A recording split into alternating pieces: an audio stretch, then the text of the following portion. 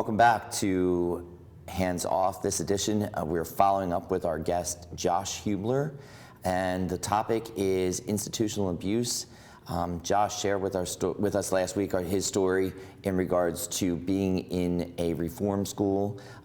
It was tagged as the boarding school of the future, and if you missed last week's episode, just a quick recap, it was anything far from the boarding school of the future, because you'll be lucky if you have a future coming out of there with brainwashing seminars, denial of food, physical abuse, and Josh is going to share with us a little bit more of his story in regards to approaching how he got out of there, and you'll be kind of amazed on what took place. So let's just pick it up from where you were at. So.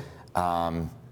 Things are coasting along. Mm-hmm. You decide, all right, I'm going to do what I have to do to get through the program, to graduate from the program. Absolutely. And something takes place. So at this point, I'm level 3, which is basically kind of like the halfway point in the program. At that point, you have a lot to lose. So, and your next step is really like gaining a whole lot. I remember specifically the day I had actually went out for an orthodontist appointment to get my braces taken off. Because I was level 3, I was finally allowed out of the facility for medical services. They did have a doctor that came in once in a while, but that was a whole different story. So I went to the doctor to get my braces, or the orthodontist to get my braces taken off, and I had gotten back, and as soon as I came back in the facility, I could tell something was weird. That night, we had a riot. It was signaled by somebody on the second floor banging with a fire extinguisher on the floor. The next thing you know, all you hear is smash, smash, smash, smash. Windows are getting busted out and kicked out, and all hell broke loose. The New York State Police eventually came in and shut it down with tear gas and rubber bullets. And it was pretty crazy.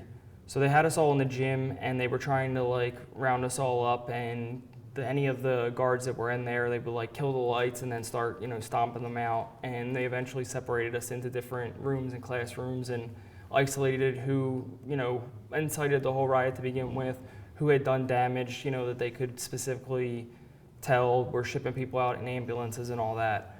And that was the beginning of the investigation on the alleged, Right. the alleged abuse, and then where also the accreditation issue came out. So that night, basically, everything changed in the facility after that. They realized that they couldn't keep pushing us the way that they were pushing us, because eventually we were going to push back. Right. So that's really like the change all. And I remember I had a phone call with my mom, I want to say it was like the next day or a couple of days later, where I told her, like, I don't feel safe here.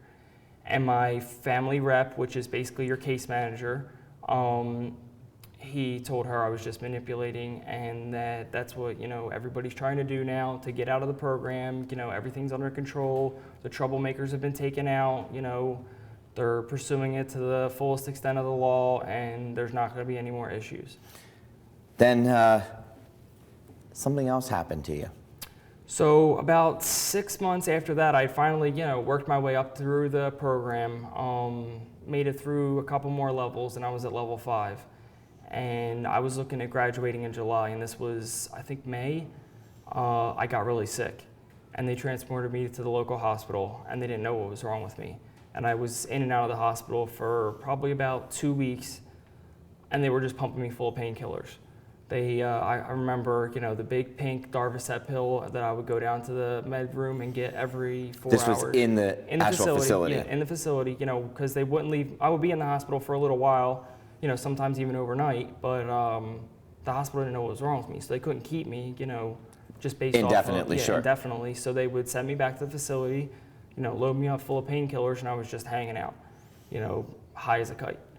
And I would go down to the med room. That was the other thing. They weren't actually even supposed to be dispensing medications, but they were.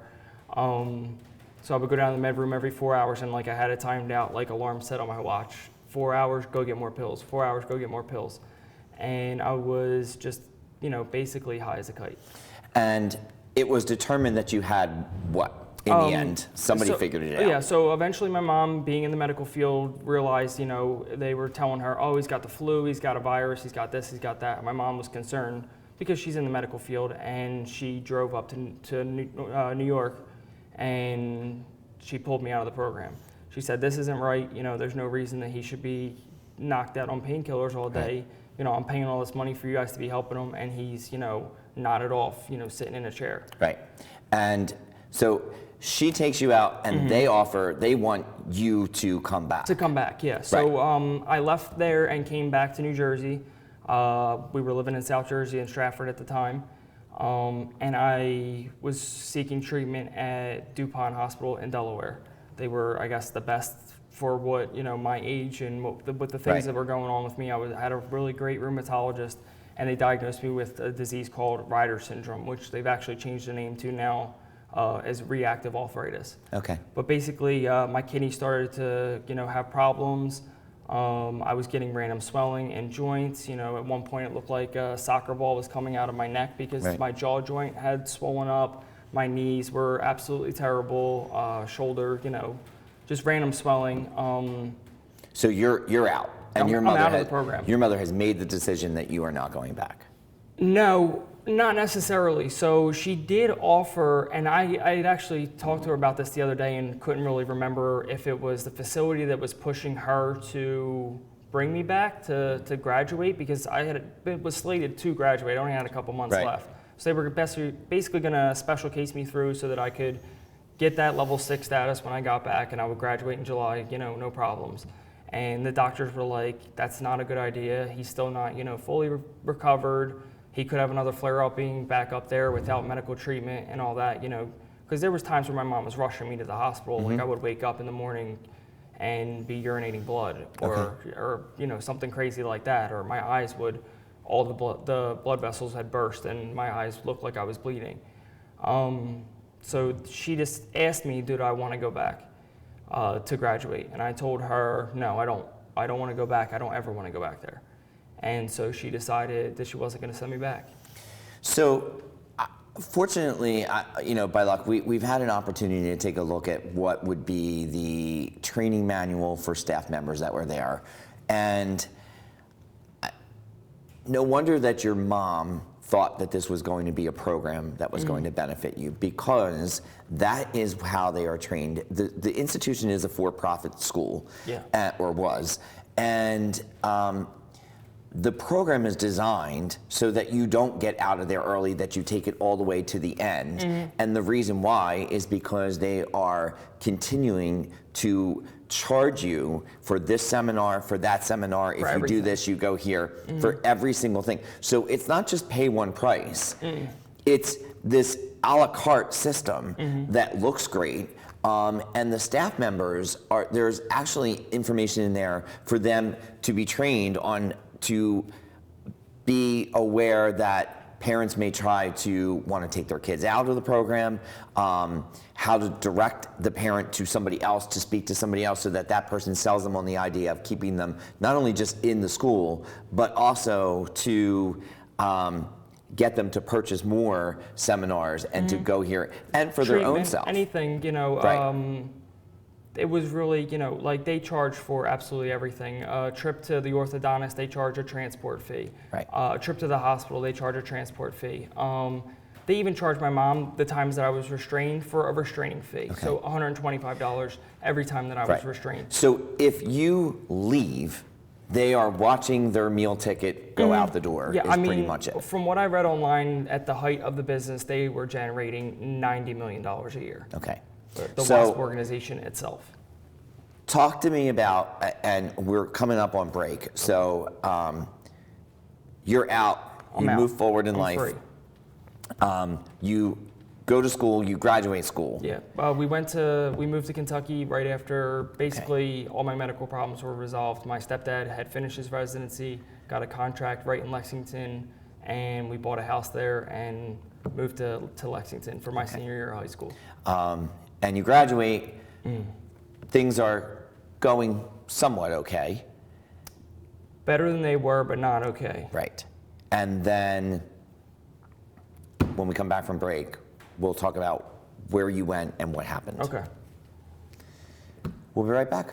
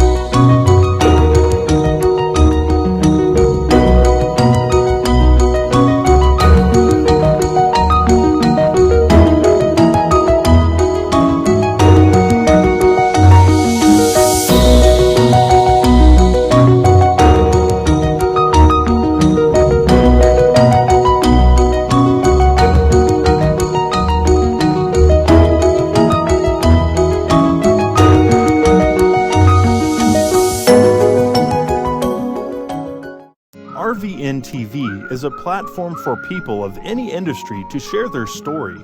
Over 285,000 viewers are tuning in to our VNTV shows monthly.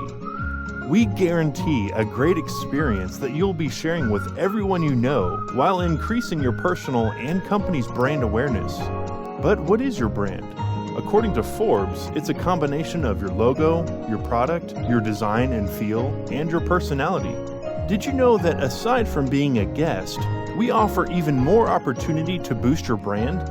Adding your company logo and website on screen during your interview will allow viewers to recognize your brand instantly.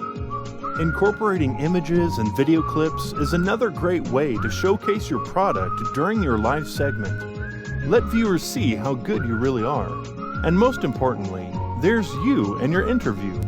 For less than the cost of a newspaper, direct mail, or a magazine ad, you can leave our studio and within 48 hours have a permanent digital copy of your live segment to link to your social media, embed into your company website, or use in email marketing.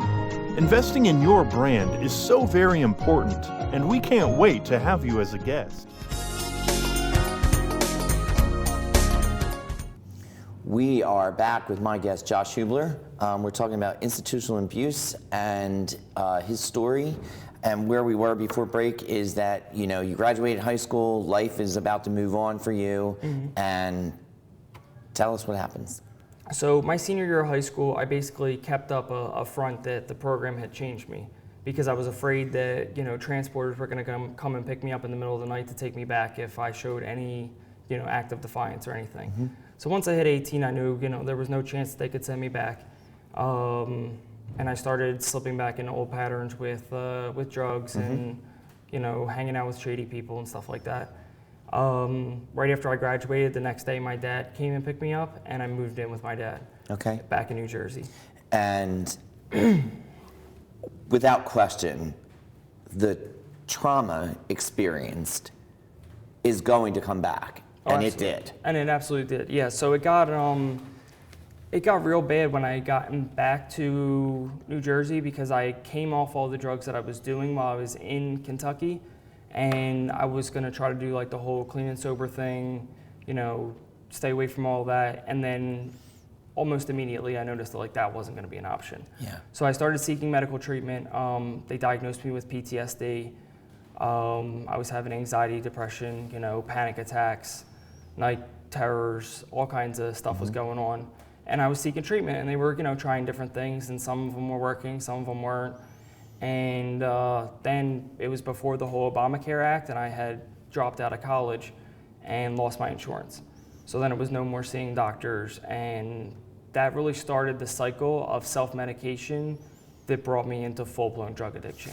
And let's just be clear that just from the work that I do here and the people that I speak to, the cycle of self-medication started way early. Oh, absolutely. And a pattern had occurred, especially at the school, in which you were suffering from pain, and the diagnosis or the remedy was to pump you with pain pills, so that you don't feel anything. So of course, that behavior or that pattern is where you're going to fall, because that path has already been laid out for you. Absolutely. And talk about where it led you, how long, and where you ended up through that.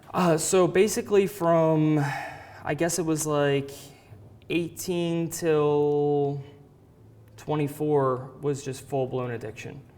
It started with, you know, just smoking weed on the weekends and stuff like that, to, you know, weed and coke and party drugs. And in the beginning, it was fun. You know, I got a back injury, and I was prescribed Vicodin for a little while, and then really slipped in hard into the painkiller world. And painkillers started to become too expensive, so I started to sniff heroin. And I was doing that for a little while until, you know, the people that I was hanging out with were like, you're wasting it, you know, you should be mainlining it, you should be IVing your heroin. I tried it, I fell in love. I was absolutely smitten with heroin. Like, it was the greatest thing that I have ever experienced. And people always ask me, you know, if you could go back and change it, like, would you? Like, and I say, well, would you take away the greatest feeling you ever experienced in your entire life? Like, that's what it was for me in the beginning. And then it wasn't anymore. Absolutely. Then it was, my worst nightmare, and was leading me back into, all the same cycles of depression and anxiety, and I'm doing this and that to get money for my drugs, and I'm working full time, but I never have a dollar in my pocket, because even as soon as I get paid, like, it's all either owed out or is going straight to drugs. But then you had a wake up moment. Absolutely. So my mom threw me an intervention. It was January of 2013, and I basically told them all to go screw themselves. I said I wasn't going to rehab. I was, at the time, abusing Suboxone and gambling. And I figured, as long as I don't have a heroin habit again, I'm doing okay. Right. I wasn't. I was, really struggling with myself, with my life, and basically just putting a mask on that, like, things were okay. Like, I remember them saying, like, I was jaundiced at Christmas. Like, they thought my liver was failing and I was gonna die. And 3 months later, I went on another run. 6 days after the intervention, I decided if everybody thought I was on drugs, I was just gonna go back to doing drugs. So I went on a run. I overdosed twice. I got arrested twice. And I had a needle break off in each one of my arms. And my wife now, was my girlfriend at the time, found out, and she kicked me out of the house.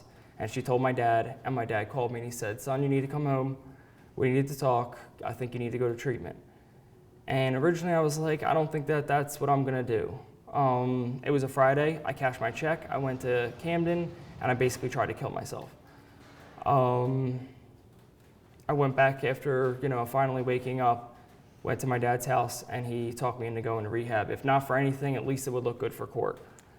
And I remember being 3 days into rehab and wanting to leave, and a guy there, he convinced me to stay for another 24 hours. Mm-hmm. That night I watched Chris Herron's documentary about his journey through recovery, and it changed my whole perspective. And I was like, all right, I'm gonna turn that 24 hours into as long as they'll let me stay here, which turned into 21 days at Seabrook House. Right. And then? And then my mom left that opportunity that she had offered me 3 months earlier, that I should have probably taken, to go to a treatment facility in Arizona. So I left and got on an airplane right from Seabrook House straight to Arizona. And how long has it been? It's been 6 years now that I've been clean. Bravo. Absolutely. So I want to get to the good parts. You're married. I got married just about a little over 3 years ago. You have two great kids. Two great kids. Griffin, he's 2.5, and Creed's just about coming up on 6 months now. Okay. And not only is he one of the hardest workers that I know, but he also has a great heart in the right place, wanting to help other people.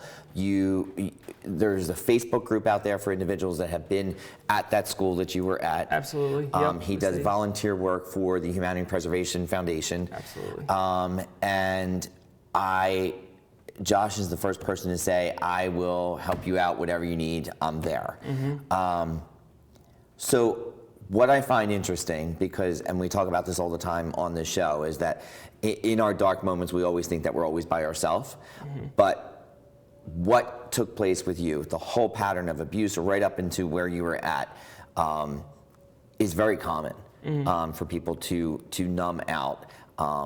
And I don't want to paint a rosy picture. I want people to understand that you are still dealing with some of the trauma. Absolutely. Yeah, it really kind of all came back in September when my dad left to pursue his dream of living in Texas, and he works for a military base down there. And, my wife was super pregnant, and work was just absolutely stressing me out. I was working, 6-day weeks and 60 hours a week, and everything just kind of snapped in my brain. Yeah. And I didn't go back to the drugs, but I went right back to that anxiety, depression, feeling low, and had to start all over again with the seeking treatment to help the problem. Also knowing that, I'm a drug addict, so I can't, do certain medications, and I'm a truck driver, so I can't be on even more medications because my job and all that. So it really, threw some obstacles in there. But since September, I've been working on that and, being pretty vocal about it and talking to, my network of people. trying to stay plugged in. I mean, it's, I definitely have some bad days, but I'm getting through it. Yeah. And that's the key.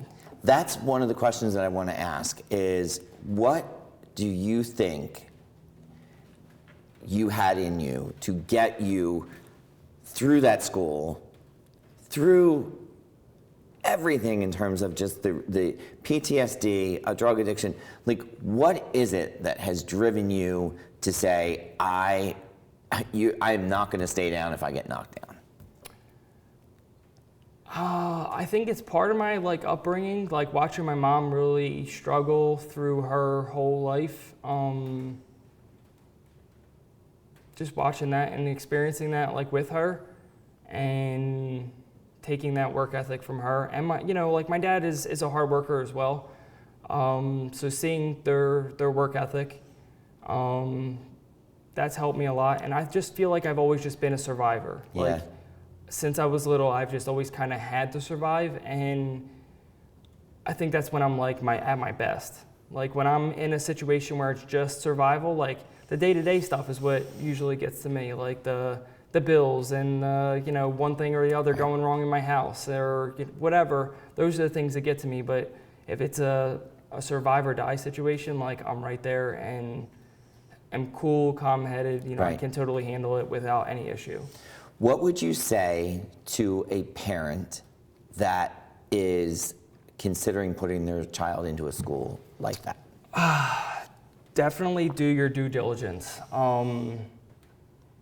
There are plenty of resources on the internet to look into these places. I mean, obviously going through and doing a walkthrough, it might look like a rosy picture when you're in there. They really do, it's a business. So it's almost like when you go to a used car lot and they try to sell you a used car and it's a lemon, but they're gonna still try to sell it to you anyway. It's amazing that you use that analogy. I was explaining to people today what this show was going to be like, and I talked about how the process of looking at that manual and selling parents on the idea, just like what you said, that your mother went to that seminar and she was told that this was the program, because they move you along. There's a list of individuals. If the parent is saying this, go here. So no wonder that your mother would fall victim to that. Absolutely. And any parent could. And any parent could. And to this day, I feel like me and my mom have worked on a lot of issues. In the beginning, it was tough for me to even have a relationship with her because I held her so guilty, but